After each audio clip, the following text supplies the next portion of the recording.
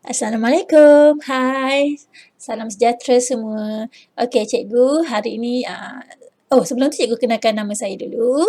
Nama saya ialah Puan Siti Zuraida binti Abu Bakar.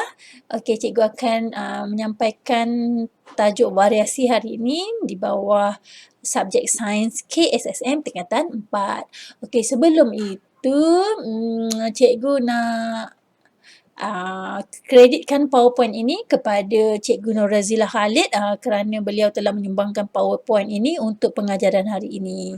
Okey, jom kita tengok apa yang dikatakan dengan variasi itu. Okey, so kita nak tengoklah apa yang dikatakan dengan variasi.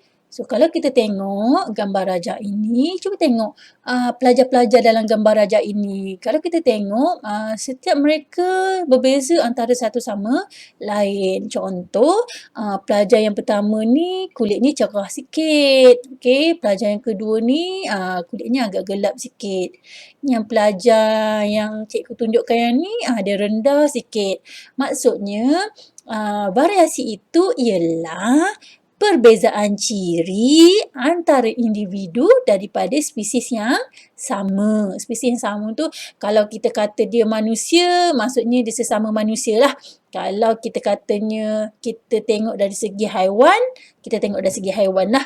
Okey, jadi variasi tu apa? Variasi tu adalah perbezaan ciri. Setiap orang memang ada variasi dia. Maksudnya setiap antara mereka ni mesti ada variasi. Kenapa kenapa Tuhan tu wujudkan variasi? Sebab kita boleh membezakan antara satu individu dengan individu yang lain. Contoh, kita boleh bezakan katakanlah ini Ali, okey? Ni Ali. Ini Ahmad. So, awak mesti boleh bezakan antara Ali dengan Ahmad. Okay, Ahmad ni mungkin tinggi sikit. Okay, Ali ni dia rendah sikit ni. Ali ni rendah sikit. Ahmad ni cerah sikit kulitnya. Ali ni gelap sikit kulitnya. Jadi, itulah yang dikatakan dengan variasi secara dia. Okay? Okey, variasi ni sebenarnya ada dua tau. Okey, variasi yang pertama kita namakan dia sebagai variasi selanjar lah.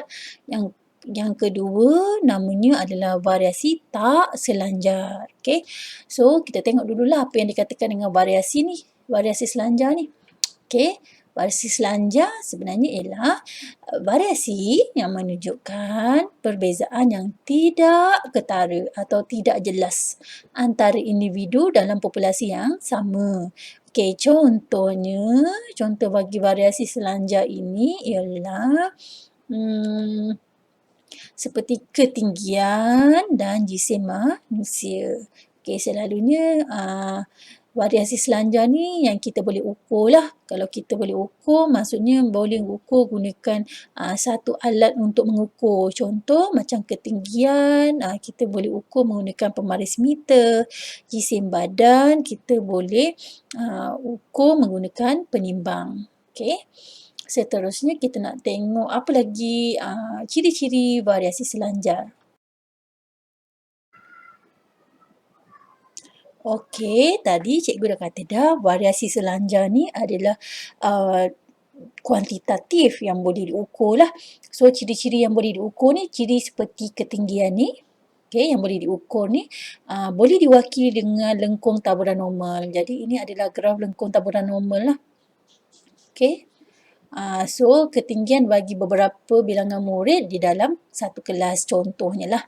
Okey, so kalau kita tengok kat sini yang paling maksimum adalah di sini. Okey, bilangan pelajarnya adalah 9 yang kebanyakannya adalah tingginya 165 hingga 169 cm. Jadi kita boleh wakilkan graf variasi selanjar ni dalam bentuk graf taburan normal. Perasan tak dalam satu kelas kan kebanyakannya tinggi lebih kurang sama je. Maksudnya kat sini lah tinggiannya sama je lebih kurang, iaitu kalau kat sini untuk kelas yang terlibat ni adalah ketinggian mereka adalah 165 hingga 169 ni kebanyakannya murid tinggi macam ni. Tapi ada juga yang tiba-tiba ada seorang yang comel kan, yang comel rendah je. Ataupun tiba-tiba ada seorang tu yang tinggi panjang tiba-tiba kan. Itu yang dikatakan dengan graf taburan normal ni lah, yang hujung-hujung ni yang sedikit. Okay, yang paling banyak ni adalah yang kebanyakannya berada dalam kelas tu lah, iaitu ketinggian mereka yang paling tinggi adalah 165 hingga 169. Jadi inilah yang dikatakan dengan graf lengkung taburan normal. Okey, sesuai untuk mengukur variasi selanjar macam berat ataupun ketinggian manusia tadi. Okey. Lepas tu kita nak tengok apa lagi ciri-ciri variasi selanjar. Kita tengok slide sebelah.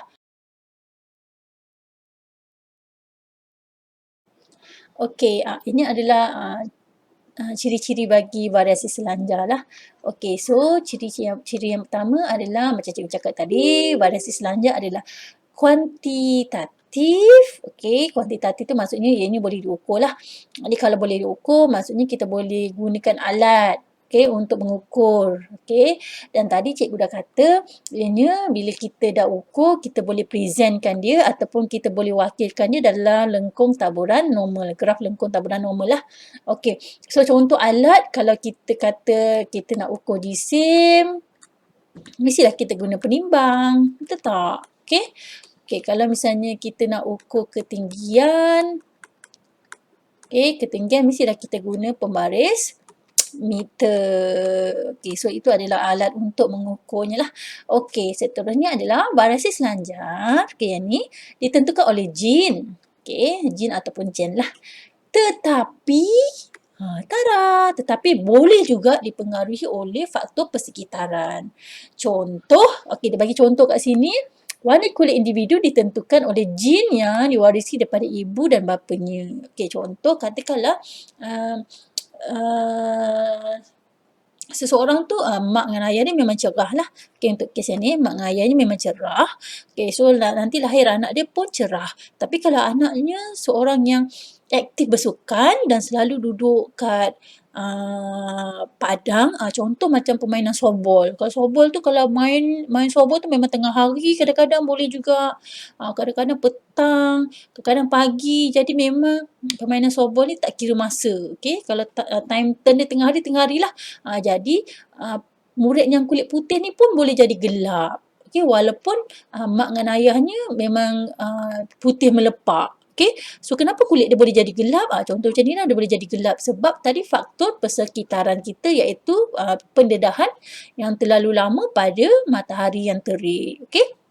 Jadi variasi selanjar ni boleh berubah-ubah. Okay. Walaupun pada asalnya ditentukan oleh jin, tapi dia boleh berubah ikut faktor persekitaran. Okay.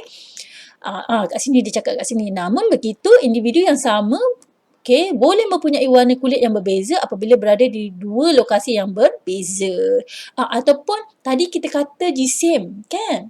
Tadi kita kata jisim. Jisim pun adalah satu variasi selanjar.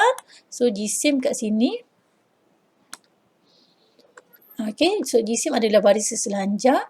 Contoh, katakanlah memang kita ni mak dengan ayah memang kurus. Kita pun kurus. Tapi sebabkan kita ni suka makan, main game, lepas tu makan burger, pagi burger, petang burger, malam burger, lepas tu tidur. Lepas tu minum pula air coklat ke, air yang susu ke, lepas tu kita tidur. Jadi kalau kita buat aktiviti yang tak sihat itu selalu, berat badan kita boleh naik tau. Jadi tak mustahil daripada memang kita keturunan yang kurus-kurus boleh jadi gemuk ataupun badan kita boleh besar.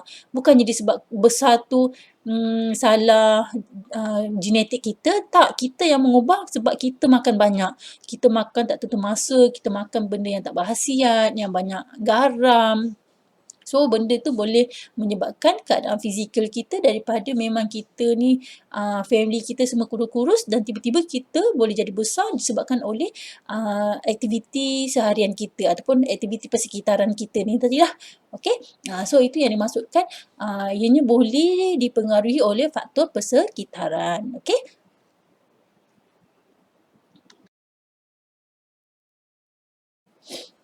Okay, so variasi tak selanjar pula. Variasi tak selanjar, variasi yang menunjukkan perbezaan yang ketara lah. Okay, tadi kita kata tak selanjar tu tak boleh nampak perbezaan sangat. So, tapi untuk yang tak selanjar ni, kita boleh nampak perbezaan ataupun sangat jelas lah antara individu dalam populasi yang sama. Populasi yang sama tu, kalau kita kata haiwan-haiwan lah, kalau manusia-manusia lah Okey, so contoh variasi tak selanjar pada manusia seperti kebolehan menggulung lidah. Oh, memang tak semua orang tu boleh gulung lidah, okey. Memang ada orang yang boleh, ada orang tak boleh, okey. Kemudian jenis cap jari, of course lah setiap manusia memang cap jari dia berbeza. Okey, jenis cuping telinga, bukanlah kita kata orang tu tak ada cuping telinga, tak, okey. Cuping telinga tu maksudnya perasan tak ada orang yang cuping telinga dia ni okey katakanlah ni, dia ada macam bentuk sikit, dia ada macam curve sikit, bawah tu. So bila pakai subang, cantik je, pakai subang cantik je. Tapi ada orang yang, yang ni maksudnya telinga dia bercuping. Yang ni maksudnya telinga dia tak bercuping lah. Okey, bukanlah kata cuping telinga tu dia ada cuping, tak ada cuping gitu. Okey, yang bawah ni, faktor yang bawah tu. Dan satu lagi adalah jenis kumpulan darah. Jadi memang ini adalah contoh-contoh variasi tak selanjar yang memang ketara sangat. Ada orang memang boleh, ada orang tak boleh. Ada orang memang ada cuping telinga, ada orang tak ada cuping telinga. Okey?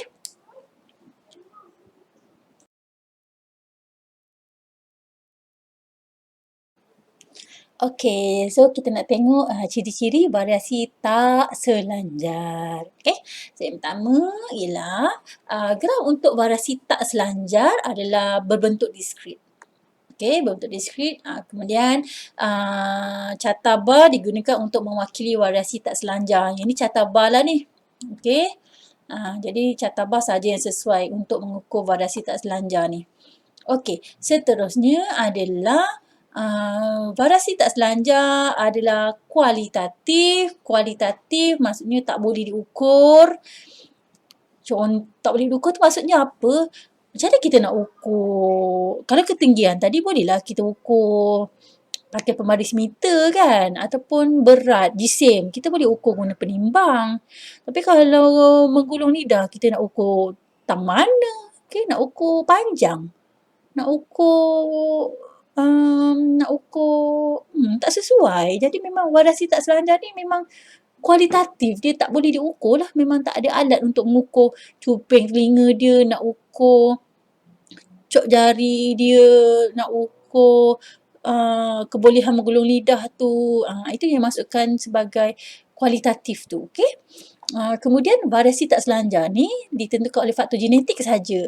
Okay, variasi tak selanjar ditentukan oleh faktor genetik sahaja. Jadi, tadi kalau yang sebelum ini kita tengok variasi selanjar tu ada faktor persekitaran. Kan? So, kalau kat sini persekitaran tak terlibat. Okay? Maksudnya, kita ambil contoh gulung lidah, kebolehan menggulung lidah. Tak adalah katanya kita duduk kat Malaysia yang cuaca macam ni, kita boleh gulung lidah. Kemudian kita pergi kat kawasan sejuk, okay, katakanlah musim sejuk kat Korea, tiba-tiba tak boleh gulung lidah pula. Taklah macam tu kan. Jadi, awak kat Malaysia ke, awak kat Korea ke, awak kat Indonesia ke, awak kat Afrika ke, kat Papua New Guinea ke, tetap awak boleh gulung lidah kalau memang awak boleh gulung lidah. Okay, jadi faktor persekitaran, suhu ke apa ke tidak menentukan kebolehan menggulung lidah tadi. Okay, kemudian yang last sekali, trait bagi variasi tak selanjar boleh diwarisi daripada satu generasi kepada generasi yang berikutnya. Okay, tanpa dipengaruhi oleh faktor persekitaran. Maksudnya macam ni, kalau awak boleh gulung lidah, okay, awak boleh menggulung lidah, pasti mak dengan ayah awak pun mesti salah seorang tu boleh menggulung lidah. Macam tu. Kalau misalnya awak telinga yang bercuping, pasti mak dengan ayah awak pun mesti salah seorang mesti ada telinga yang bercuping. Jadi maksudnya setiap generasi tu mesti ada dia punya maksudnya kalau boleh menggulung lidah tu setiap generasi tu mesti ada, okay, sebab diwarisi. Okay. Okey, jadi faktor-faktor yang menyebabkan variasi iaitu perbezaan antara individu-individu ni tadi dalam kelompok yang sama. Okey, dia ada dua faktor iaitu satu daripada faktor genetik, yang kedua adalah dari segi faktor persekitaran. Kalau misalnya variasi tak selanjar tadi semuanya faktor genetik lah. Okey, variasi selanjar tadi faktor genetik dan juga boleh dipengaruhi dengan faktor persekitaran. Jadi faktor genetik yang inilah yang pertama masa berlaku pindah silang. Okey. Kemudian yang kedua ni adalah penyusunan kromosom secara bebas. Okey, yang ketiga persenyawaan secara rawak antara gamet jantan dan juga gamet betina yang menghasilkan zygote dengan kombinasi genotip yang berlainan. Okey, yang keempat adalah mutasi kromosom. Okey, berlaku mutasi pada kromosom dan juga gen yang menyebabkan fenotip baru. Okey, menghasilkan fenotip baru akibat perubahan maklumat genetik. Okey, jadi ini adalah faktor-faktor pada genetik tadilah. Faktor persekitaran kita seperti pH, okey, cahaya matahari, suhu, air, iklim dan pemakanan boleh menyebabkan ciri-ciri organisma. Contoh dibagi kat sini, kalau okey, seseorang akan menjadi kulit lebih gelap kalau selalu terdedah pada cahaya matahari. Okey, ataupun seseorang akan menjadi lebih gemuk kalau terlebih makan. Okey, contoh kat sini dia bagi bunga ni lah. Contoh bunga ni dia warna biru kalau kat kawasan berasid dan boleh jadi merah jambu kalau di dalam tanah yang berakali ataupun neutral. Okey, jadi ini adalah faktor-faktor yang menyebabkan variasi tadi. Faktor genetik, faktor persekitaran, ini adalah penerangan bagi genetik, ini adalah penerangan bagi persekitaran. Okey, seterusnya kita nak tengok kepentingan variasi pula. Okey, seterusnya kita akan lihatlah apa kepentingan variasi ni, okey, kepentingan perbezaan di antara kita. So, yang pertama, variasi, okey, ni yang pertama cikgu tunjukkan kat sini.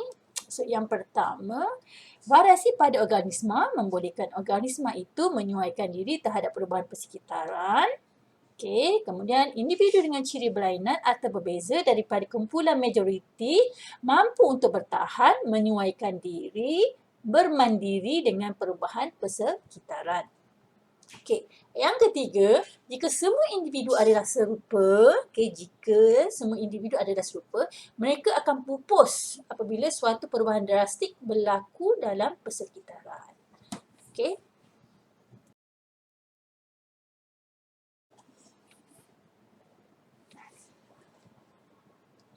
Okey, seterusnya adalah kepentingan variasi yang saya rasa yang tadi kita dah tengok 3 kan. So, kita tengok yang keempat lah.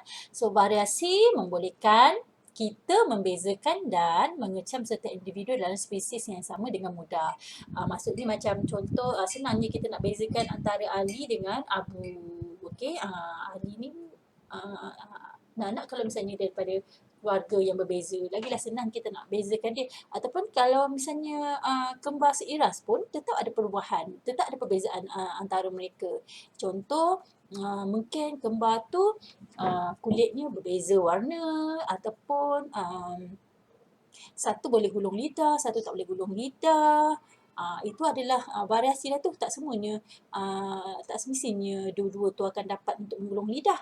Okey? So seterusnya adalah variasi membantu organisma dalam penyamaran untuk melindungi diri daripada pemangsa. So kita tengok kat sini lah, binatang kat sini. Okay. So, kalau kita tengok ada binatang kat sini. So kulitnya sama dengan kulit pokok ni. Okay. Kulit pokok ni lah. So inilah membantu haiwan ini untuk melindungi diri daripada pemangsa.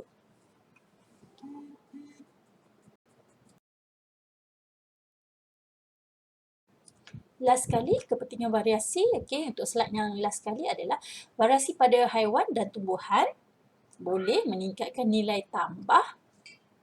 Poin kat sini. Boleh meningkatkan nilai tambah sesuatu haiwan dan juga tumbuhan tersebut. Maksudnya, kepentingan variasi ni boleh menghasilkan pokok-pokok yang mempunyai daya tahan terhadap penyakit. Okey, ataupun haiwan yang dihasilkan itu um, ditahan pada penyakit, mungkin lebih cantik sikit. Okey, seterusnya adalah variasi pada haiwan dan tumbuhan boleh meningkatkan nilai tambah sesuatu haiwan dan juga tumbuhan tersebut. Maksudnya kat sini adalah meningkatkan nilai tambah tu maksudnya mungkin tumbuhan yang dihasilkan itu lebih tahan, okey, maksudnya daya tahan terhadap penyakit lebih tinggi, okey, ataupun lebih sedap, lebih manis buah yang dihasilkan tu, okey. Seterusnya adalah bagi contoh kat sini adalah sebagai contoh hasil daripada kejuruteraan genetik dan pembiakbakaan pilihan, haiwan dan tumbuhan dengan ciri genetik baru dapat dihasilkan mengikut sifat-sifat yang dikehendaki. Contoh macam cikgu cakap sebelum ni, kalau misalnya kita pergi Cameron Highland kan kita jumpa jagung yang pelbagai warna, ada yang nampak warna purple, ada yang warna kuning sahaja, ada yang kuning campur-campur dengan warna putih. Jadi jagung-jagung di Cameron Highland tu kebanyakannya adalah daripada proses kejuruteraan ni lah, kejuruteraan genetik yang kita namakan sebagai GMO. Okay, so dia boleh menghasilkan jagung-jagung yang kita nak, contohnya jagung yang sangat manis. Kita kan suka jagung manis. Okay, jagung tu berwarna-warni. Okay, dan kebanyakan jagung-jagung yang dihasilkan ini memang lebih bagus, lebih tahan pada penyakit. Okay, supaya dia boleh memberi keuntungan kepada peniaga lah. Okay, seterusnya adalah meningkatkan kualiti dan kuantiti hasil pertanian. Okay, jadi variasi ni mungkin dengan kebaikan variasi ni boleh meningkatkan kualiti macam cikgu cakap tadi dan kuantiti hasil pertanian. Maksudnya mungkin sekali production tu dia akan hasilkan lebih. So bila banyak yang dihasilkan tu dia boleh menjimatkan cost production dan lebih menguntungkan. Okay, jadi itu adalah kepentingan variasi. Okey, sekian saja slide saya hari ini. So, kita jumpa sekejap saja lagi di sesi tutorial di Google Meet. Jumpa lagi. Terima kasih. Assalamualaikum.